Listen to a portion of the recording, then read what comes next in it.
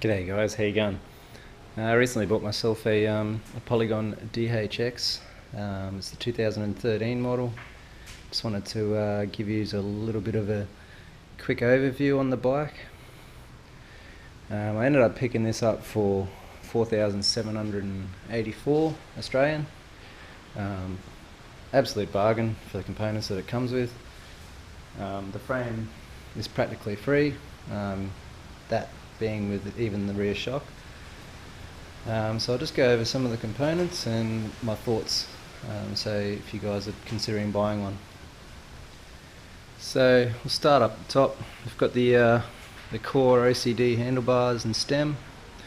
The bars are 800mm wide, probably a little bit too wide, but I'll eventually play around and shorten them probably by 20 or so mil. But I haven't clipped any trees on the rides that I've done so far, but I'm sure there's some narrow spots where it might become a bit of a problem. I've got the Shimano Saint M820 componentry, so that includes brakes and drivetrain. I've even got the pedals. It's great. You've got this little locking mechanism here, which is the Shadow Plus. Comes on even the XT and the XTRs now, I believe. I'm not sure about the SLX models.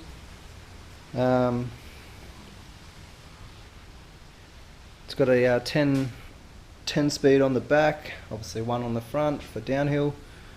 Now covering the shocks, we've got the Fox RC2 with the Kashima coat, 2013. It's a coil spring shock.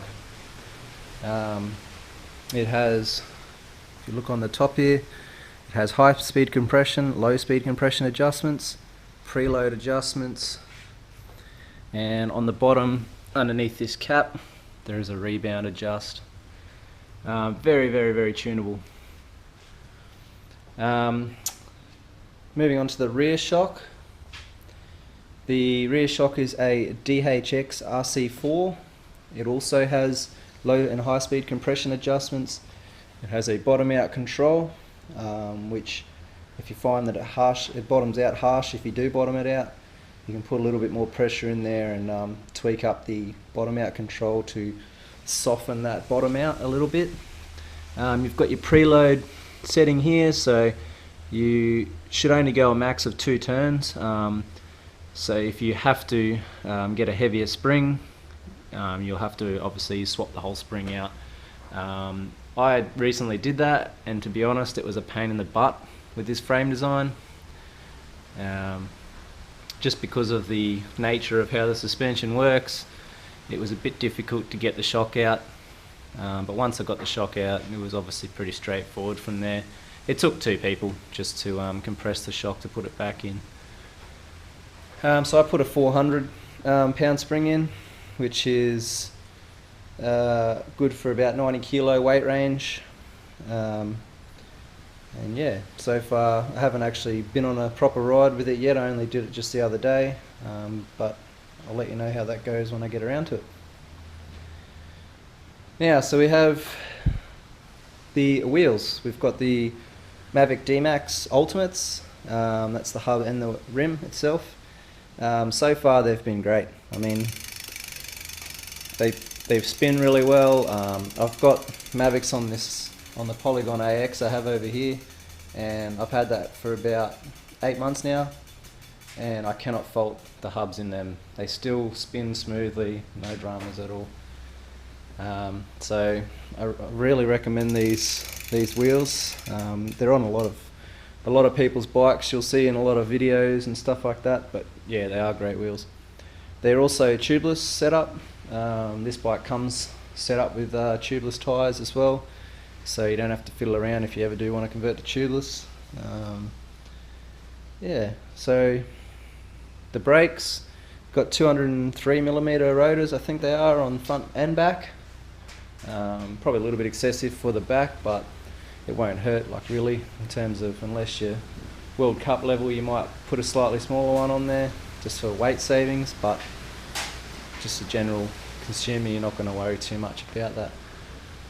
The seats also are core, and you've got an MRP chain guide. You've also got some chainstay protectors just to protect your frame a little bit.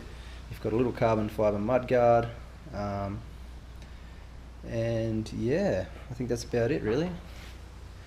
You've got some fork bumpers here to stop you from bumping the forks on the frame. And the tyres are Muddy Marys 2.35s. And I think that just about covers it.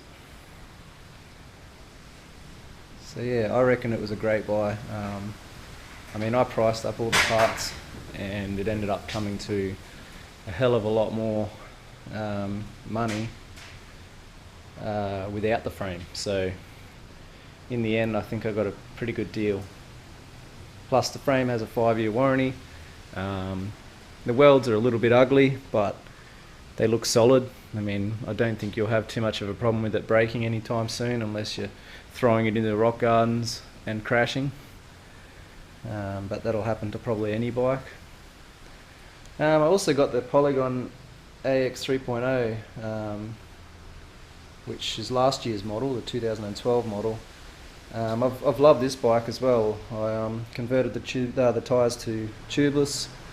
I put some Hans Dampf tyres on there, and it's got XT Dior componentry. It's got an RP23 shock, rear shock, and it's got the Fox 36 Talus 160mm or 120mm adjustable forks. So yeah, I've been pretty wrapped with this bike. But I've sort of been more inclined to do downhill stuff, so that was why I upgraded, and now I've got a choice of what I want to ride, whether I want to go do some trails.